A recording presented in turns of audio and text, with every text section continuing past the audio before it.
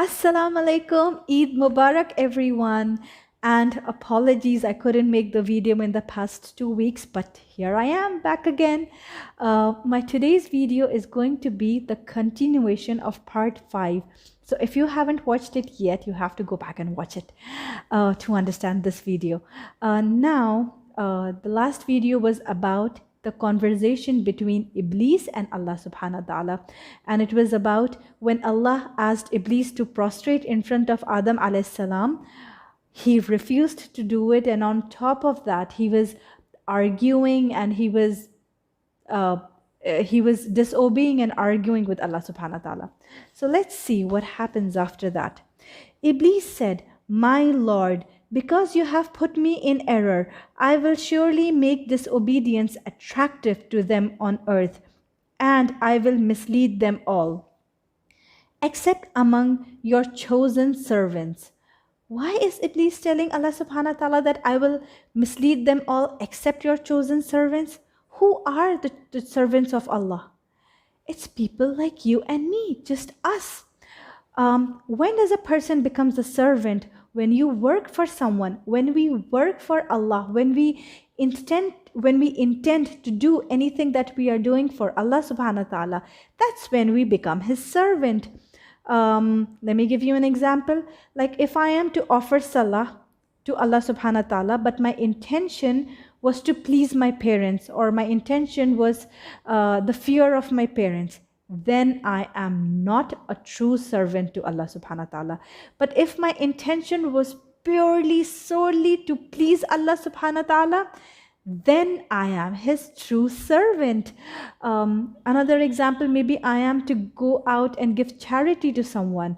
My intention has to be purely, solely to please Allah subhanahu wa ta'ala.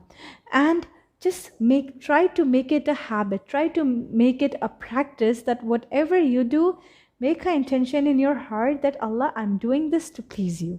So you become a better and a better servant of Allah by doing this, right?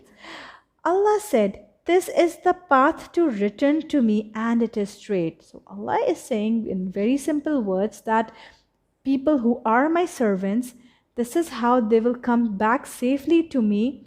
And this is the straight and only path to return back to Allah subhanahu wa ta'ala.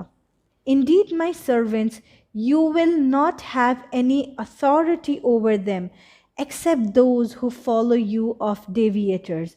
So Allah is telling Iblis that, Iblis, my servants, the one who follow me, the ones who work for me, who intend to work for me, Allah is saying this to Iblis.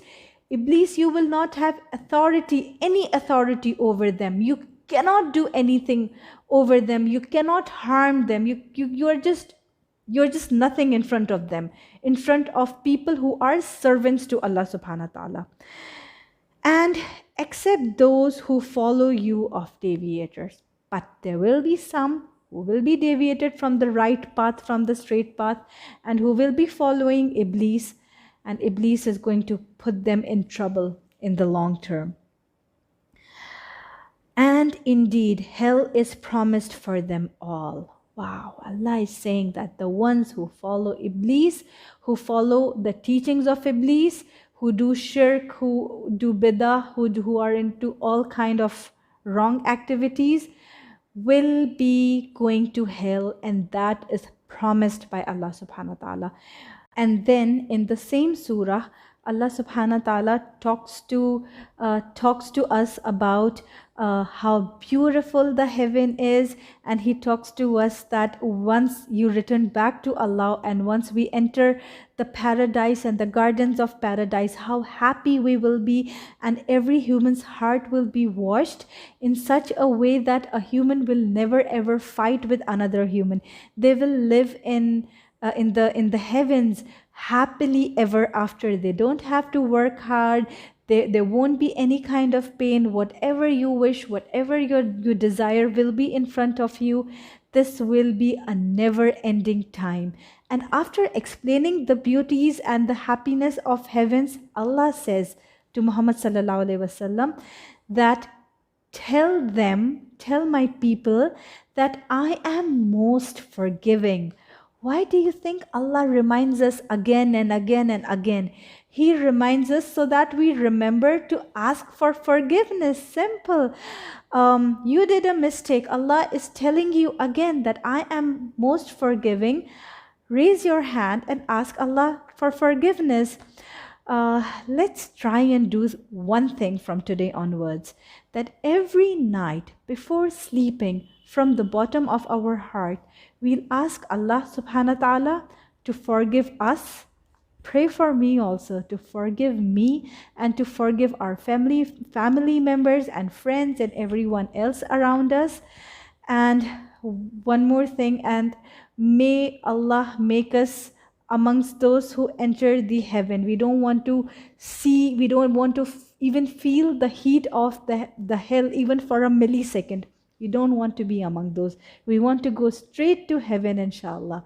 That's all for today. Take care of yourself. Salam alaikum.